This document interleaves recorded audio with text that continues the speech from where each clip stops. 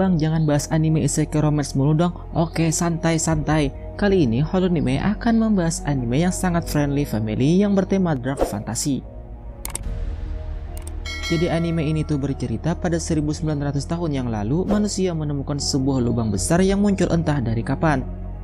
Atau kita namai saja Abyss. Dengan diameter sekitar 1000 meter dan kedalaman yang tak seorang pun mengetahuinya hingga saat ini. Hal itu dikarenakan Abyss mempunyai beberapa lapisan, yang mana setiap mencapai lapisan tertentu, orang yang melewatinya akan mengalami dari yang teringan seperti pusing ringan, mual, dan anggota badan seperti mati rasa.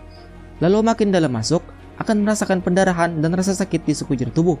Lalu di lapisan yang keenam, akan kehilangan sifat manusia atau bisa dikatakan mokat. Dan hal itu banyak membuat korban berjatuhan. Dan perlu diketahui, tantangan terberatnya bukan hanya saat turun, melainkan saat naik ke permukaan. Juga akan merasakan mual dan tekanan yang lebih sakit daripada saat turun. Yang berarti jika lebih dalam maka lebih sakit keluarnya.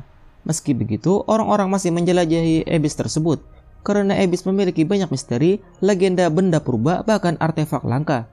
Sehingga manusia pun berbondong-bondong menjadikan profesi mereka sebagai seorang penjelajah Abyss, bahkan dari luar negeri datang ke kota ini. Dan lama-kelamaan tempat itu menjadi sebuah kota hasil dari berkumpulnya para petualang. Perlu diketahui setiap penjelajah biasanya memiliki peluit, yang mana di setiap warnanya menandakan pengalaman mereka. Peluit merah dikategorikan anak magang, biru penjelajah mahir, peluit bulan sebagai asisten instruktur, peluit hitam sang pakar, dan peluit putih yang paling tertinggi dan dianggap mampu untuk menjelajah Abyss yang terdalam. Menceritakan seorang anak ambisius yang memiliki penasaran yang tinggi, ia bernama Riko, dan ini temannya yang bernama Nat. Riko memiliki tujuan ingin seperti ibunya yang bernama Liza sang pembasmi, dan ingin juga menyandang sebagai peluit putih dan bebas mengeksplor kedalaman Abyss tanpa hambatan. Maka dari itulah ia telah banyak belajar dari buku akan iklim dan berbagai hal yang terjadi di Abyss. Mereka tinggal di panti asuhan Belcero yang dibina sebagai penjelajah di tempat yang bernama Kota Ord. Mereka berdua menggunakan peluit merah yang menandakan masih magang atau minim akan pengalaman, sehingga pergerakan mereka akan dibatasi hingga di kedalaman 100 meter saja. Saat itu mereka ditugaskan untuk mengeksplorasi dalam mencari artefak. Di tengah perjalanan mereka pun berpisah. Lalu kemudian kejadian aneh pun muncul yang mana tidak seharusnya terjadi, yaitu ular dengan perut merah tersebut tidak seharusnya berada di kedalaman yang mereka tempati saat ini. Sehingga dari kemunculannya itu, ular itu pun menyerang Nat dan membuatnya pingsan. Tidak ingin temannya dimangsa, Riko pun memancing monster itu dengan peluitnya. Yang hasilnya sekarang dirinya lah yang akan dimangsa. Lalu tiba-tiba entah dari mana, muncullah tembakan laser yang mengenai ular tersebut yang membuat ular itu segera menjauh. Setelah menelusuri tempat sekitar, ia menemukan sebuah kalung. Berjalan ke sana sedikit lagi, ia bertemu dengan bocah sebrok yang sedang pingsan. Bocah inilah yang mungkin saja telah menyelamatkan Riko dan Nat. Dan ia tidak pernah menemui yang seperti ini. Ia yakin betul bahwa bocah sebrok ini berasal dari dasar Abyss. Lalu ia pun berniat membawanya ke asrama. Namun perlu diketahui, suatu barang temuan yang didapatkan anak magang dari Abyss harus mereka kumpul kepada petugas. Riko pernah menyembunyikan barang temuannya yang berujung ia kena hukuman. Dan sekarang ia ingin menyelundupkan bocah sebrok ini lagi. Setelah ia berhasil menyembunyikan di kamarnya, Riko menamainya dengan nama Rek.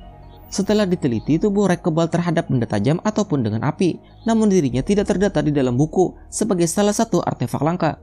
Teman Riko beranggapan bahwa Rek mungkin saja harta karun terlangka yang bahkan belum terjamah keberadaannya. Yang mana hal itu dibuktikan ibu Riko yang merupakan peluit putih, peluit dengan tier tertinggi, Mythical Glory, belum pernah menemukan keberadaannya di dalam bawah sana. Namun entah mengapa Rek tiba-tiba muncul dengan ingatan yang telah hilang, dan tentu saja ini menjadi misteri yang sangat Riko ingin ketahui. Untuk menyembunyikan keberadaan Rek, Riko dan teman-teman mempunyai cara, yaitu menjadikannya sebagai murid di panti asuhan ini juga, dengan memberinya sedikit latar belakang palsu, dan hal itu pun berhasil, lalu diterima dengan baik oleh leader mereka yang bernama Jiro, dan juga ini ibu kepala. 2 bulan pun telah berlalu hingga akhirnya terdengar kabar mengejutkan oleh penjelajah peluit hitam yang bernama Paman Habo. Ia membawa peluit putih milik Liza yang ditemukan oleh sahabat Liza sendiri.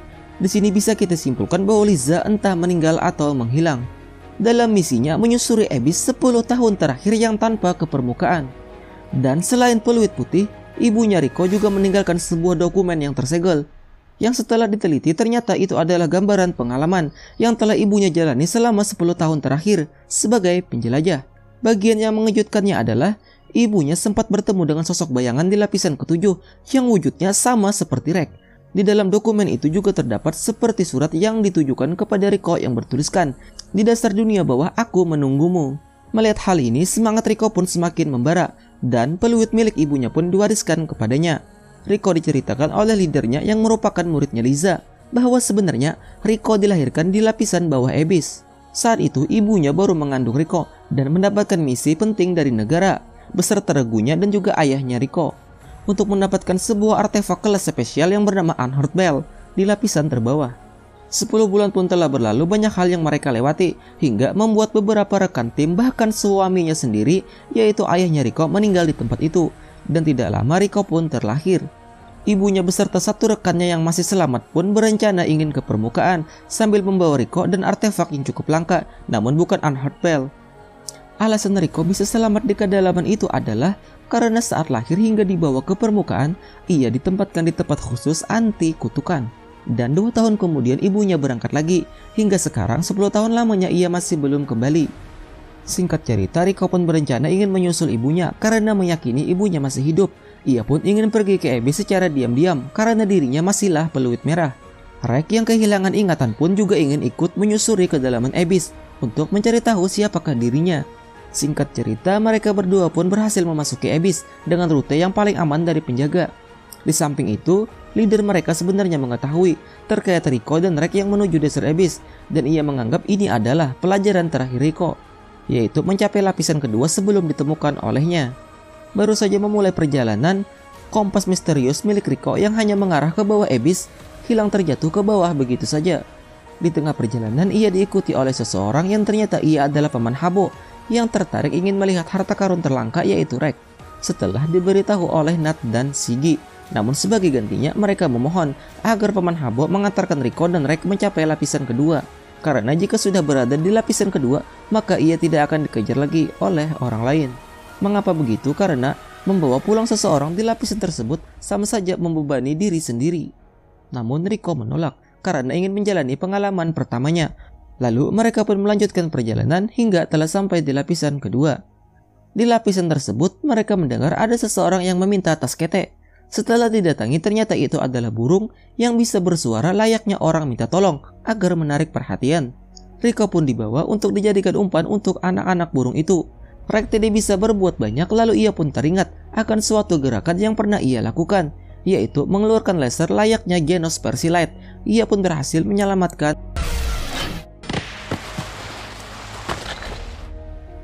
Namun efek samping dari kedahsyatan kekuatannya itu, 10 menit setelah itu ia akan kelelahan dan tertidur selama 2 jam. Setelah sadar, mereka sarapan dulu sebelum melanjutkan perjalanan. Hingga akhirnya sampailah mereka di kawasan hutan terbalik, yang mana medan gaya di tempat ini sangat lemah. Mereka pun singgah di perkemahannya para penjelajah. Jadi setiap lapisan itu mempunyai kemah atau posko bagi penjelajah yang ingin istirahat. Di sini mereka disambut oleh seseorang yang tak asing lagi bagi Rico. Ia adalah Ozen dengan julukan penguasa tak bergeming. Ia adalah rekan sekaligus guru dari mamanya, yang juga orang yang membantu membawanya ke permukaan saat bayi. Ozen memiliki julukan yang tak tergoyahkan dan kekuatan fisik yang tak diragukan lagi. Rico menjelaskan tujuannya ke dasar bawah, semata hanya ingin mendengar dan mengetahui keadaan tentang ibunya. Orang ini bernama Maruruk. Ia adalah murid pribadinya Ozen yang tidak bisa terkena sinar matahari, sehingga ia hanya bisa berada di sini. Maruruk sangat senang akan kehadiran mereka berdua karena baru pertama kali ada penjelajah yang berkunjung seumuran dengan dirinya. Ozen menerangkan dirinya lah yang menemukan peluit dan dokumen itu di sebuah kuburan pada lapisan keempat, yang mana tempat itu merupakan tempat favoritnya Liza. Dan perihal surat yang ditujukan kepada Rico itu adalah palsu, yang mana bukan berasal dari tulisan tangannya Liza. Ozen lalu membawa mereka ke tempat rahasianya dan menunjukkan artefak purba penangkal kutukan, yang mana benda inilah yang menyelamatkan Rico. Setidaknya itulah yang diceritakan orang permukaan kepadanya. Namun Ozen sebagai saksi hidup memberikan pernyataan yang mengejutkan, yang mana sebenarnya saat ia dilahirkan sebenarnya Riko sudah mati. Karena ia merasa repot membawa, ia lalu melempar Riko ke dalam benda itu, yang pada akhirnya Riko menjadi hidup kembali. Di waktu yang lain ia pun penasaran dan mencoba melempar daging mentah ke dalamnya, lalu daging itu pun menjadi hidup memiliki nyawa dan tiba-tiba lari menuju ke dasar Abyss. Lalu Ozen bertanya kepada Riko, setelah mengetahui semua itu, sekarang apa alasannya ingin ke dasar Abyss? Apakah karena nalurinya sama seperti daging itu? Ozen sangat geram lalu menyerang Rex. Dihempaskan berapa kali pun, tubuh Rex tidak rusak. Riko membantu yang berujung membuatnya terluka.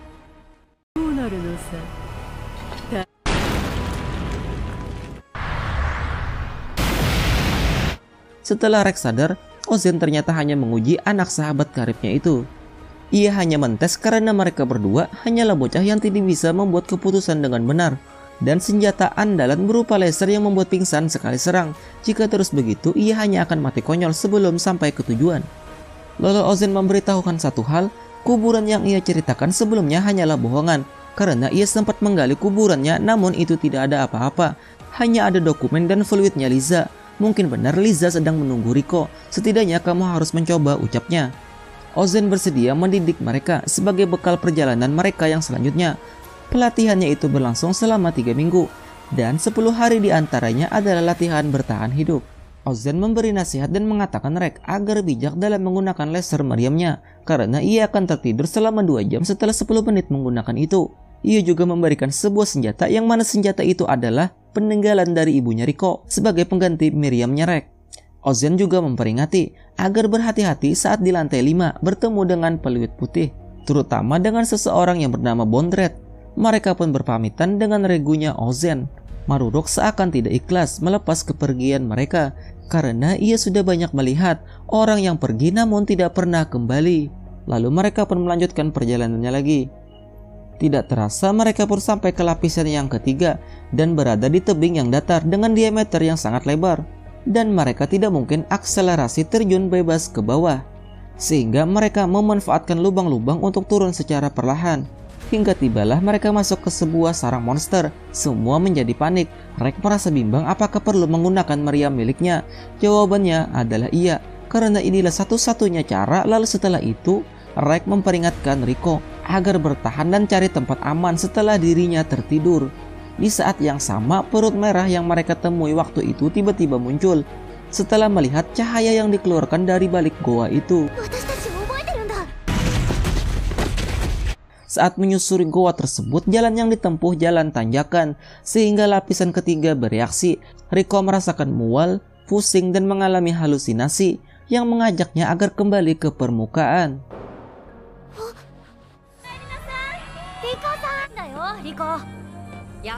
Namun ia berhasil melewati semua itu, dan di ujung sana perut merah muncul lagi.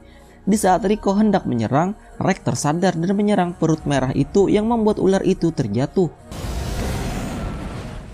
Tidak terasa kini mereka telah berada di perut dunia bawah di lapisan yang keempat, di sebuah tempat yang bernama cawan raksasa. Namun mari kita ingat kembali, tekanan saat naik di lapisan keempat membuat orang itu keluar darah dari seluruh rongga tubuh. Benar-benar kutukannya sangat mengerikan. Tidak berapa lama mereka sampai di tempat itu, Rex merasakan sosok misterius yang perlahan mendekat ketika mereka sedang mengobrol. Untuk menghindari skenario terburuk, mereka pun menjauh secara perlahan. Di balik kabut yang sangat tebal, Rex tidak menyadari kehadiran makhluk purba yang amat sangat berbahaya yang bernama bola penusuk. Yang mana Riko ketahui, duri dari monster tersebut bisa menembus baja dan juga beracun. Sadar seberapa berbahayanya monster itu, Rex lalu membawa Riko kabur. Monster itu menembakkan duri-durinya yang membuat senjata yang mereka bawa terjatuh. Mencoba menghindar serangan demi serangan, namun akhirnya Riko terkena tusukan duri itu, yang mana racun itu langsung bereaksi.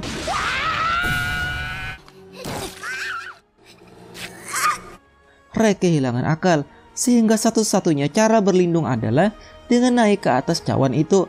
Namun ingatkah kalian, jika tekanan saat naik di lapisan keempat akan mengalami pendarahan hebat? Riko dengan keadaan sekarat mengiyakan untuk naik ke atas. Seketika efek kutukan lapis keempat bekerja yang membuat wajah Riko mengeluarkan darah dan juga batuk darah. Di samping itu, racun di tangannya membengkak dengan sangat cepat. Rex hendak melepas sarung tangannya, namun itu membuat Rico kesakitan. Rex sangat panik dan tidak tahu harus berbuat apa. Rico sudah di hujung nyawa. Rico pun menyuruh Rex untuk memotong tangannya saja untuk menghentikan racun itu. Walau di masa lalu peluit hitam pernah mengalami hal yang sama, namun tidak berhasil memotongnya.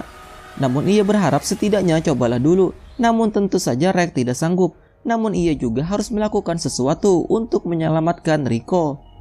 Rex tidak punya pilihan lain, sehingga ia pun mengambil keputusan yang amat berat itu. Sebelum memotong, ia memiliki ide agar mematahkan tangan Rico terlebih dahulu, agar mudah nantinya saat memotong. Saat menuju proses memotong, wajah Rico sudah menjadi pucat dan kaku. Rex langsung menangis sejadi-jadinya. Lalu tiba-tiba muncullah seseorang yang menyebut dirinya adalah boneka mainan yang lembut, yang bernama Nanachi dengan julukan roh terkutuk. Nanachi membawa Rico dan Rex ke rumahnya untuk memberi pertolongan pertama, yaitu menggunakan jamur parasit yang bisa memberikan nutrisi pada hewan. Di rumahnya itu terlihat banyak peluit hitam dan ungu yang bergelantungan, yang berarti Nanachi telah banyak menemukan penjelajah Abyss yang tak selamat di sekitar sini. Dan sebenarnya selama Rex dan Rico memasuki wilayah ini, ia sudah mengetahui kehadiran mereka, termasuk kehadiran misterius yang Rex rasakan saat itu adalah Nanachi. Nanachi memasak makanan seadanya, yang mana masakan itu malah terlihat seperti limbah. Di rumah itu Nanachi tidak sendiri, ia bersama sahabatnya yang bernama Mitty. Dulunya Mitty adalah juga manusia sama seperti dirinya. Nanachi lalu memberi Rex semacam Telkiwelki milik penjelajah lain. Rex pun mencobanya dan tiba-tiba ia bertemu peluit hitam yang sedang berteriak diserang oleh bola penusuk. Nanachi memberi instruksi pola serangan monster ini. Rex menurutinya sehingga terciptalah posisi enak dan melancarkan meriam ke arah monster itu. Dari tembakan itu, dari bola mata Nanachi seakan melihat secercah harapan. Setelah Rex sadar, Nanachi mempunyai permintaan agar membunuh si Mitty. Ia pun menceritakan kronologisnya Mitty, yaitu dari eksperimennya Bondrette berfluid putih yang memaksa anak-anak termasuk Nanachi dan Mitty untuk menguji coba tekanan pada lapisan ke-6 menggunakan semacam lift. Yang mana dari eksperimen itu, Bondrette membuat kutukan yang diterima oleh Mitty lebih besar melalui desain lift tabungnya. Sehingga saat turun ke lapisan ke-6, Mitty tidak kuat menahan kutukannya. Lalu ditambah lagi ia langsung dinaikkan ke atas, yang membuat efek kutukan semakin ganas, yang membuat tubuh Mitty berubah menjadi gumpalan daging hidup, dan Nanachi yang berubah menjadi seperti ini. Dari eksperimen itu, Bondrette menemukan bahwa efek kutukan itu memiliki dua efek. Yang satu merubah sosoknya, yang kedua membuat Mitty tidak bisa mati, walaupun sudah melukainya dengan berbagai cara. Tidak tahan sahabatnya diperlakukan seperti itu, Nanachi pun kabur membawanya. Lalu kemudian setelah melihat meriam milik Rex, ia pun yakin ini bisa mengakhiri penderitaannya Mitty, karena ia tidak ingin melihat sahabatnya seperti ini yang kehilangan akal. Sebelumnya ia sudah pernah mencoba membunuh Mitty dengan cara yang biasa namun tidak berhasil, karena Mitty akan pulih kembali. Karena dengan membunuhnya, para penjelajah percaya jika seseorang meninggal di dalam Abyss, maka jiwanya akan terlahir kembali, yang juga akan masuk ke Abyss kembali. Setelah memikirkan semuanya, Rex pun bersedia setelah mendengar semua ceritanya Nanachi. Inilah momen di mana Mitty akan segera dikremasi. Nanachi menjadi lega karena jiwa Mitty tidak terkekang di tubuh itu lagi. Namun di sisi lain ia juga merasakan sedih ditinggalkan sahabat karibnya itu.